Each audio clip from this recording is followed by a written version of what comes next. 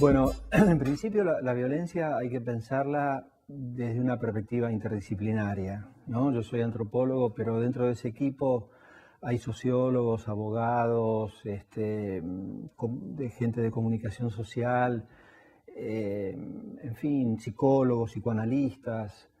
Hay muy diversas perspectivas, ¿no es cierto?, para entrar al tema de la violencia, y es necesario juntarlas para hacer una reflexión un poco más completa, más compleja, porque es un fenómeno obviamente multicausal. O sea, la violencia no se puede explicar, y aparte porque es un problema definir la violencia. O sea, ¿qué es la violencia? La violencia puede ser una palabra de más. Puede ser, bueno, obviamente un homicidio es violencia, puede ser las violaciones que estamos viendo ahora en la estación Callao, ahí cerca de las oficinas. En fin, pero después hay un montón de otras formas, ¿no es cierto?, que aparece la violencia, que la hace como un fenómeno plural, multiforme, y además donde intervienen diferentes opiniones, no solamente disciplinarias, sino de la gente que participa en el hecho de violencia. De repente para el perpetrador de la violencia no es un hecho violento, sino que es algo normal, común.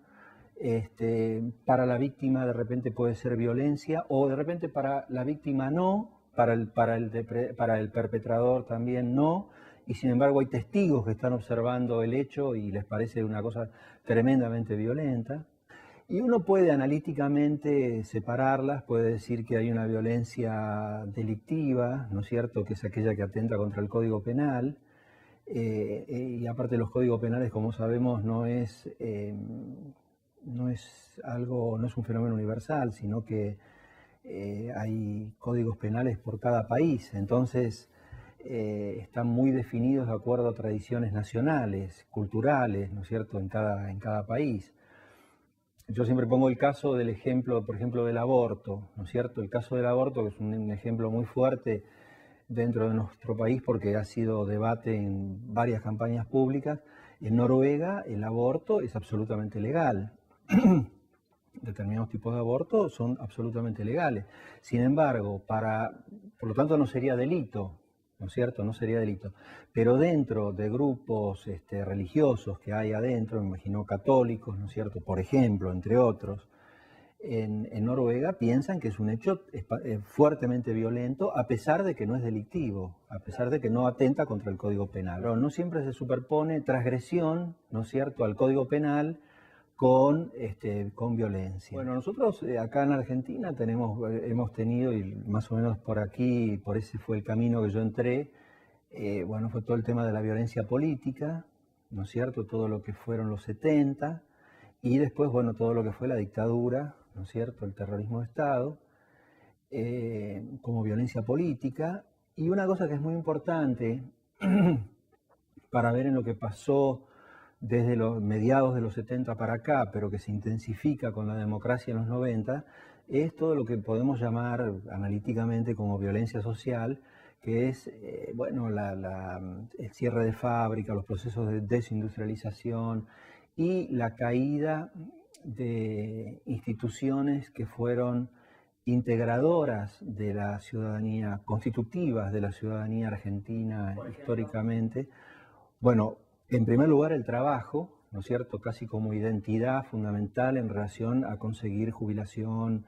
Digamos, el empleo era en el caso, digamos, de lo que se construyó como estado de bienestar para mí en la Argentina a mediados del siglo XX, es la relación con el trabajo, pero a partir del empleo, digamos, uno tenía acceso directo y obligatorio, ¿no es cierto?, a la educación, una educación ampliada, a la escuela y la salud, y el hospital público, que era muy importante.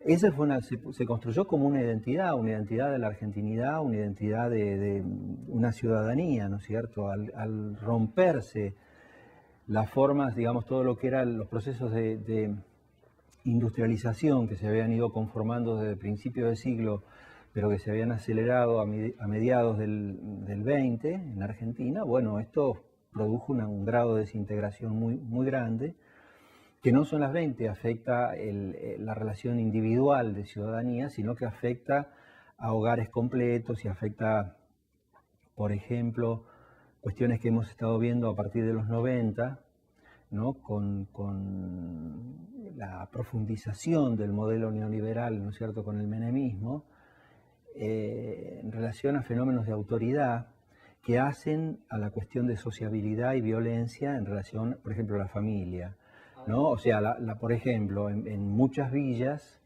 en gran parte de los hogares son hogares sin padre, ¿no es cierto?, padre ausente, y la madre tiene que ser una madre que tiene que salir a trabajar, tiene que salir a buscar empleo.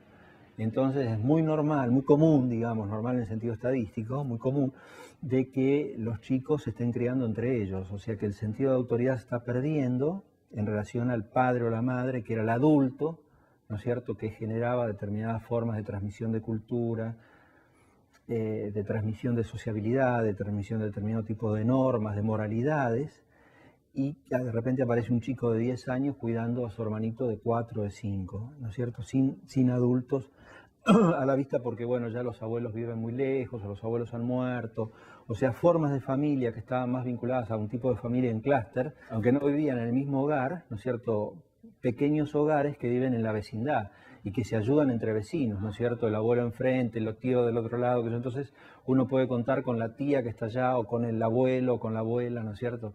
Cuando eso desaparece, ¿no?, es como que los chicos se quedan absolutamente solos y se hacen, están en la calle, ¿no es cierto?, tomando formas, bueno, las que van realizando. Hay relación, por ejemplo, esto último que estaba diciendo, está muy relacionado a la cuestión de la violencia social, la caída del empleo, etcétera, pero está también asociado a todo lo que, al fenómeno, ¿no es cierto?, de los pibes chorros. Bueno, los pibes chorros es esas formas de violencia delictiva juvenil en donde aparecen maneras de expresar la violencia como violencia extrema, o sea, por matar por un par de zapatillas, ese tipo de cosas. Mucha droga, ¿no es cierto? Esto se identifica, se amplifica a principios de los 90. Esto se va acompañando con un mercado de armas también que se amplía a principios de los 90. Y donde existe, a diferencia de lo que eran las bandas, digamos, lo que eran los delincuentes que se llaman veteranos, ¿no es cierto?, los ladrones veteranos, para diferenciar, digamos, el ladrón como categoría en relación a lo que es los delincuentes en general, porque el ladrón se diferencia, es una trayectoria que elige, ¿no es cierto?, ser ladrón.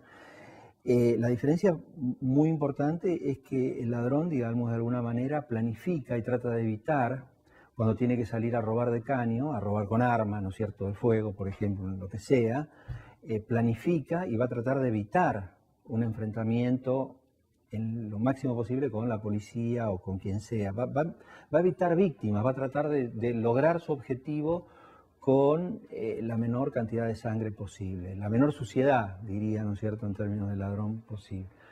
En cambio, los pibes esto no lo toman en cuenta, y por eso se produce un cambio generacional y una ruptura cultural muy fuerte entre la visión de lo que sería lo que serían los chorros antiguos, ¿no es cierto?, veterano. Antiguo puede ser un chorro de 30 años, ¿no? A eso me estoy refiriendo.